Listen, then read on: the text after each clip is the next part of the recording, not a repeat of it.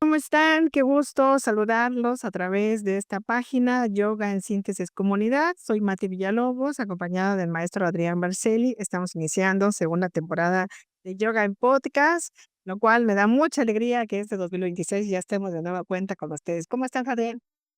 Pues, haciendo un trabajo muy interesante porque me ha tocado el fin de año y el principio de este año, eh, seguir trabajando diversas, eh, áreas del yoga en seminarios que tenemos, que tú conoces, y estamos tratando ahora de explorar algo que está siendo un poco como olvidado para algunos grupos de yoga que no tienen una formación sólida, y es vincular de manera muy importante el tema de la respiración en el yoga.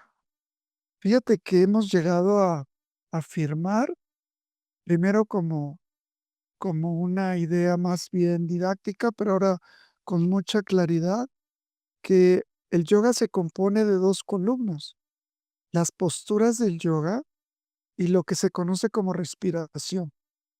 Luego tienen diversos niveles, ¿no? Se habla de las posturas restaurativas, de las posturas que trabajan nivel emocional, energético, posturas meditativas. Y lo mismo pasa en la respiración. Primero hay que reaprender a respirar, después está esta respiración que nos permite purificarnos, que es un tema que yo sugeriría que hoy exploráramos, y luego la respiración que nos permite focalizar nuestra mente y nuestro pensamiento. Y todo parte de como es como, algunos le llaman puzzle, otros le llaman rompecabezas, que es cómo vas articulando las diversas partes, porque una de las cosas que nos enfrentamos en el estudio del yoga es que como tenemos una cultura occidental, tendemos a racionalizar primero mucho y luego a fragmentar. Entonces siempre estamos fragmentando las cosas como si la realidad estuviera fragmentada. Bueno, pues ya empecé como a hablar y es que ando muy metido en ese circuito. Ayer tú estuviste escuchando y participando en un seminario que se llama Prana Samyama, o sea, traducido es como el manejo de la respiración para estados meditativos. Y me encantó, ¿eh? Ya no he podido conversarlo contigo, a ver si durante el podcast vamos haciendo algunos Pues así es. Claro que sí, y bueno, encaminadísimo al tema, justamente eso quería saludar a toda la audiencia que nos empieza a seguir en esta señal, ya se fueron conectando. Esta introducción muy importante, la respiración en el yoga, la importancia, ahorita lo vamos a platicar, pero antes quisiera recordar a la audiencia que esta es la segunda temporada de todo un año de trabajo de Yoga en Podcast que la Asociación Internacional de Yoga y Yoguismo está realizando y que cada día tenemos más audiencia. No sé si quieres mandarle saludos a alguien en especial, Adrián. Mucha gente te reporta que ve los podcasts en Spotify, en YouTube, en Facebook, y que está haciendo una constante como que te estuvieran siempre dando clases y con una oportunidad de escuchar siempre como nuevos temas enfocados obviamente al yoga y a la importancia que tiene este tema en la salud y que bueno, aquí en México y a nivel internacional está presente la asociación. fíjate que una de las cosas que a mí me entusiasma particularmente es que este seminario que doy, pues hay personas muy queridas de Chile, de Argentina, ahorita estoy recordando de Ecuador, de Colombia, de Venezuela, de México, Estados Unidos, de Portugal, de España, y entonces, bueno, y de muchos lados de México. Y entonces a todos mis alumnos que están en los seminarios y a todos los países que están conectados con la sesión de yoga y yoguismo, porque tenemos diplomados, tenemos seminarios, tenemos profesores dando clase, todos egresados de yoguismo como en 20 países, ¿no? Entonces, pues un saludo a todos y con mucho gusto de entrar en esta segunda temporada. Claro, y ojalá que nos puedan comentar. Ahora tendremos un cambio, los podcasts serán un poco breves, pero justamente para agilizar todo eso, nos pueden comentar qué tema les gustaría. A mí me da mucha felicidad, siempre te lo he dicho, Adrián, escucharte, ya te extrañaba mucho y qué bueno que ya este día estamos iniciando esta temporada nueva. Pues empecemos esto, la respiración, porque para mucha gente no es importante, pero para el yoga, para la asociación, es un tema que vienes abordando en varios diplomados, seminarios. Estoy muy feliz en el seminario del pranayama, el prana sanyama, que pues es un panorama totalmente diferente y realmente creo que no le hemos dado la importancia necesaria. Vives porque respiras y ya cuando para el corazón dices, ya dejó de respirar, ¿no? Ya algo falló. Pero, ¿cuál es la importancia de la respiración? Fíjate que hay un tema que yo creo que en la vida cotidiana tenemos que tomar conciencia. Y ayer estaba yo conversando con un alumno mío, eh, y le estaba platicando que yo soy muy cuidadoso en el manejo de las redes. Estamos hablando de varios temas, ¿no? No me creía que y lo voy a decir públicamente para que, lo piense. En una de las redes sociales tengo 26,400 bloqueados, bloqueados. Porque hay mucha basura y además hay compañías donde reproducen un mismo mensaje N veces para un fin político, religioso, demás. Entonces, como que yo a través del tiempo he detectado bloqueo, pero a la vez tengo miles de alumnos que me siguen, ¿no? Y esa es una forma como de depuración. Entonces, hablo de esto, aparte del comercial que acabo de ver de soy un bloqueador empedernido, eh, de que en las redes empieza en el mundo de la gente que está vinculada con el yoga, con el desarrollo humano, empieza a hablarse mucho de que mira, ahí viene la loca o el loco que hace yoga y desarrollo humano y nada más habla de energía, ¿no? Así como ja, ja, ja. Y luego salen imágenes de científicos de primerísimo nivel, entre ellos Einstein, donde dicen que la materia es energía y que las emociones son energía y que el pensamiento es energía. Y esto para mí es oro molido, Mati, porque el concepto de energía tiene que ver con la respiración del yoga. La energía, el cuando la gente dice la respiración en el yoga, lo dice de manera didáctica o muy introductoria, pero en el yoga ya más que respiración, hablamos de círculos o circuitos bioenergéticos. Y la respiración es el motor de modificar nuestra salud física, nuestras emociones, nuestros pensamientos. Por eso ayer yo afirmaba mucho que cuando nosotros estamos sufriendo, ya lo he dicho, lo repito, respiramos de cierta manera. Pero ayer lo que estábamos conversando es mucho más complejo. Una cosa es el tiempo y otra cosa es cómo consumes el tiempo. Voy a decirlo de manera muy simple. Cuando estás en una situación muy placentera, el tiempo se te va volando. Cuando estás en una experiencia muy dolorosa, el tiempo parece que se ralentiza, se vuelve muy lento. Entonces, ahí hay un tema que siempre se ha discutido de cómo haces para vincularte con tu percepción del tiempo. Respirando, Mati. La respiración modifica los estados en donde te relacionas con el tiempo. Lo redacto de otra manera. La respiración modifica los estados de sufrimiento y de dolor. La respiración modifica, amplía, profundiza, hace consciente los estados placenteros. Entonces, la respiración es un motor porque aunque parezca raro, yo veo mucho a mis alumnos, ¿no? Que están en una experiencia coyuntural de ruptura o de duelo y, y se dan cuenta que voltean a ver a sus parientes y están viviéndolo como en caos. Y ellos entraron en una práctica que primero es técnica y luego se vuelve como parte de tu vida cotidiana, donde tú ya empiezas a respirar de otra manera. Y al respirar de otra manera, entonces los acontecimientos adquieren otro sentido. Entonces el maestro, mi maestro, decía que cuando tú aprendes, y te repito, aprendes la técnica y luego se vuelve como una forma natural. A a modificar tus respiraciones, lo que realmente estás haciendo es modificar circuitos bioenergéticos, y esto en el yoga tradicional se llama restringes las fluctuaciones de tu conciencia. Es decir, cuando tú estás en un estado de histeria o estás en un estado de presión, es una fluctuación de conciencia, donde estás como en un callejón sin salida, en un pozo sin fondo, en donde sientes que todo se acabó, pero sin darte cuenta, la respiración te llevó ahí. Entonces, hay 2 formas de trabajar la respiración en el yoga. Una es que tú dices: "Inhalo, retengo, exhalo, vacío", que es la respiración básica como para lograr estabilidad.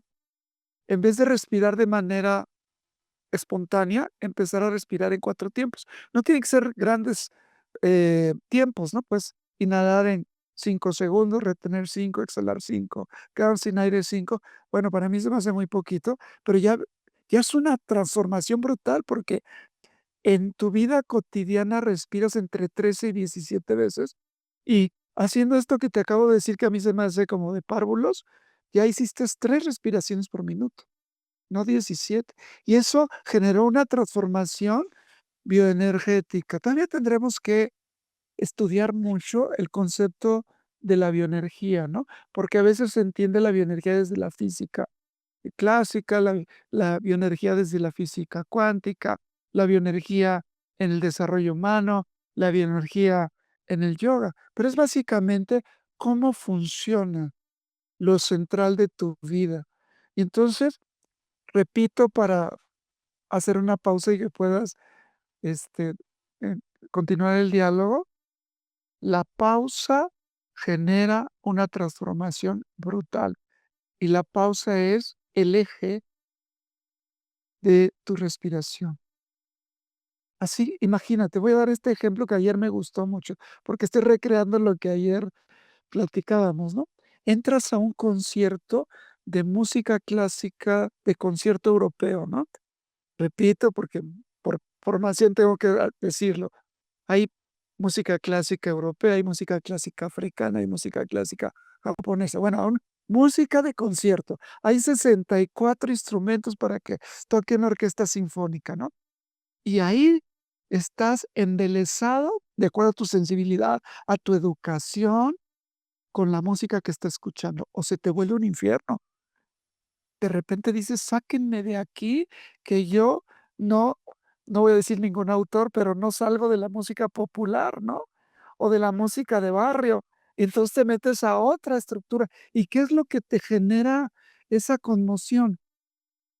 Que lo que tú crees que estás escuchando es sonidos, pero los sonidos solamente son posibles con las pausas. Las pausas generan el ritmo y te meten en frecuencias diferenciadas. Yo siempre bromeo y en serio y didáctica, pero es broma, pero no es broma, de que hay música que para mí es como del infierno, lo que yo me imagino que es el infierno, ¿no? Que hay música que solamente te alteras emocionalmente, estás sufriendo, queriéndote cortar las venas, ¿no?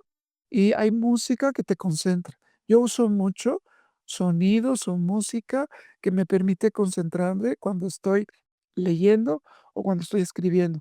Y hay música que te conecta, que te conecta, que te conecta. Esa palabra conexión, que tiene que ver con conectividad y que tiene que ver con empatía y que tiene que ver con espiritualidad. Porque para mí la espiritualidad es cuando alguien logra conectarse con algo ultramundano o con los seres humanos que lo rodean.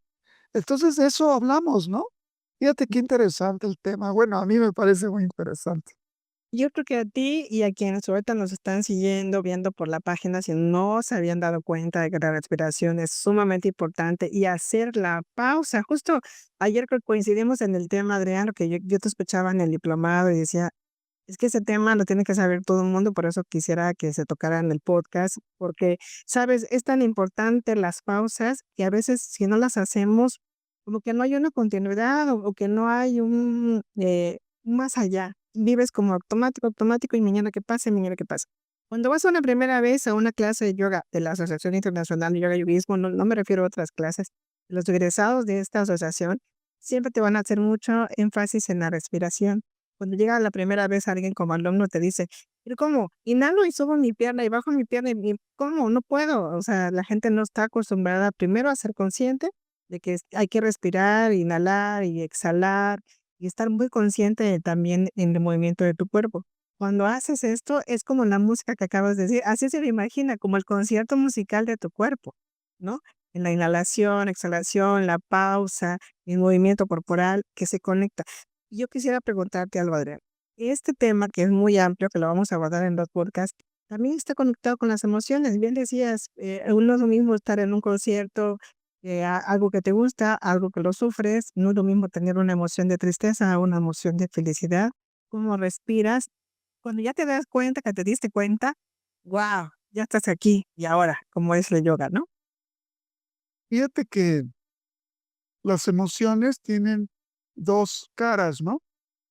Las emociones, cuando una emoción es real, es auténtica, lo que sucede es que te lleva a una hipersensibilidad. Yo digo, por ejemplo, cuando te enamoras de una pareja, o te enamoras de un hijo, o te enamoras de tu casa, y estás experimentando la experiencia del amor, llega un momento en que esa experiencia que es percepción, emoción, sentimiento, se transforma en una forma de conciencia que en filosofía occidental se llama intuición, que empiezas a detectar en fragmentos de información la totalidad de algo que sucede.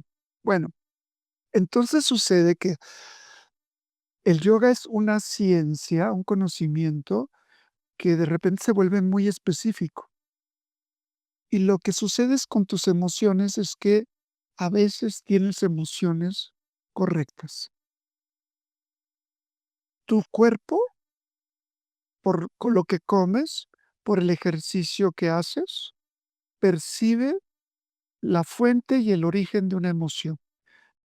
Ojo, bueno, no sé si decir nombres en sánscrito, pero mejor no. Vamos a hacerlo directo. Pero todo esto que estoy diciendo tiene una estructura teórica, ¿no? Y se usan las palabras en sánscrito porque tienen una significación muy puntual. Emociones correctas. No decir lo bueno y lo malo, no estoy hablando a nivel moral, sino que tú sabes que estás enojado porque tienes muy claro qué te hizo enojar. Y cuando tú no sabes por qué estás enojado, entonces estás teniendo lo que en algunas escuelas de psicología se llama metasentimiento. Es decir, un sentimiento que no tiene raíz, que no tiene es como cuando te enojas con tu marido y sales a la calle y le pateas al perro, y el perro, si tiene conciencia, te dice: "¿Por qué me pegas?".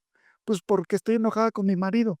Esa es una emoción incorrecta porque no estás resolviéndola.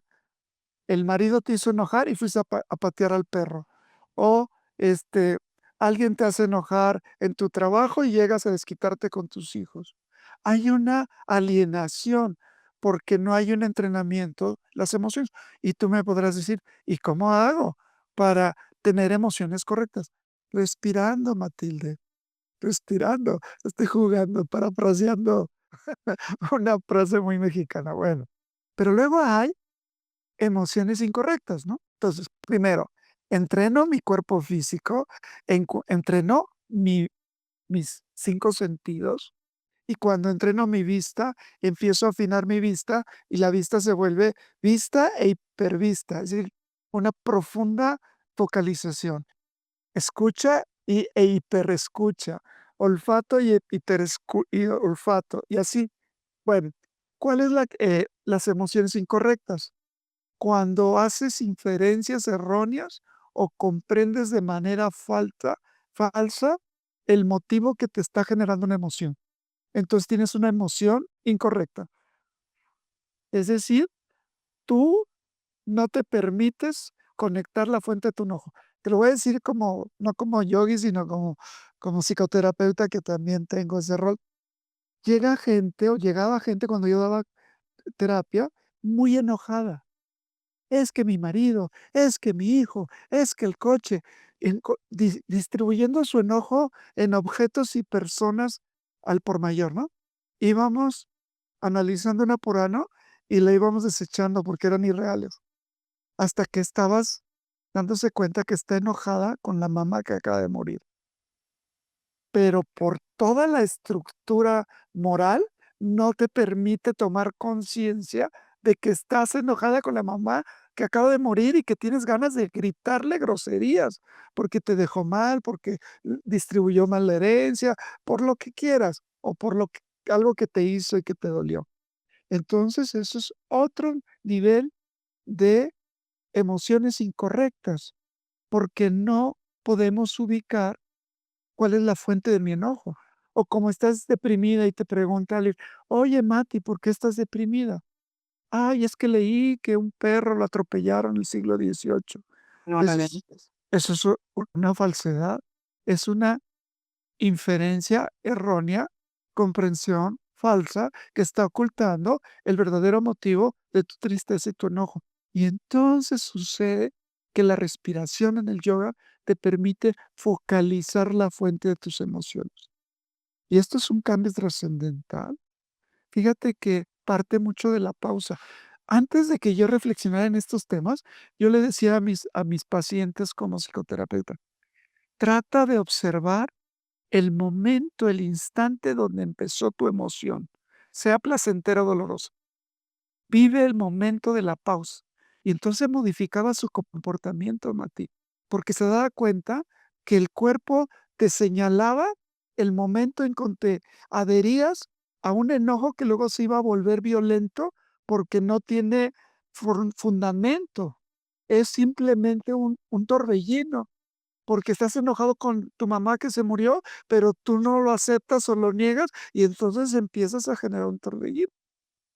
Hay un tercer elemento que la respiración te permite contactar a nivel de emoción. Las emociones que parten de la imaginación y la fantasía.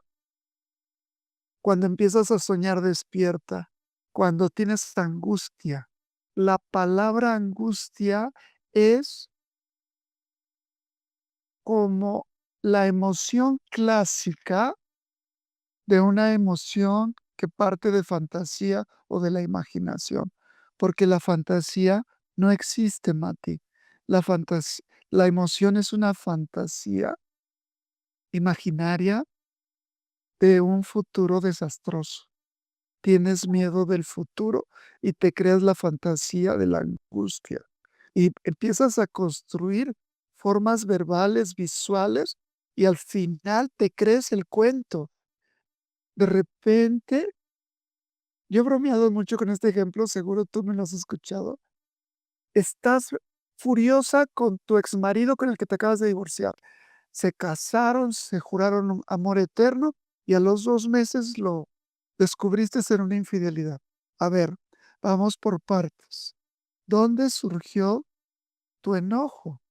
No, él me traicionó. No, estás enojada porque te creíste y te imaginaste una fantasía, que él era fiel y que él te iba a ser fiel hasta que la muerte los separara o los distanciara. Y entonces partió de una fantasía, que te creíste que iba a pasar algo y no sucedió, y estás enojada contigo, porque te creaste una imaginación. Algo muy fuerte, sí, que se da en el manejo de emociones cuando se separa alguien de su pareja, ¿no? Y vienen conmigo y platican, yo les digo: "A ver, repite algo, ya se terminó". No pueden, se les traba la boca, porque están en la fantasía de que van a regresar. Están en la fantasía de que él va a mejorar, de que se va a volver bueno, ¿no? Es una falta, es una emoción que parte de un elemento falso de imaginación. Y luego viene cosas más profundas, Nati, emociones que tienen que ver con el subconsciente, lo que la psicología occidental llama subconsciente o el inconsciente profundo. Por ejemplo, emociones que nacen de un miedo que te heredó tu madre y que quedó como aprendizaje y de repente lo reproduces o está albergado en el sueño profundo, no llega al nivel de conciencia. Entonces tú pegas, golpeas, escupes, gritas, lloras y no sabes. Y por más que buscas, no, porque no es algo tuyo, está en el nivel, en psicoterapia gestal decimos, como en el sótano, empolvado. Y la respiración, Mati, desempolva las emociones que están en el desván más profundo, lleno de telarañas y polvo. Y luego viene otra emoción. Déjame terminar, ya esta me falta porque ya me diste la oportunidad de terminar mis cinco conceptos, ¿no?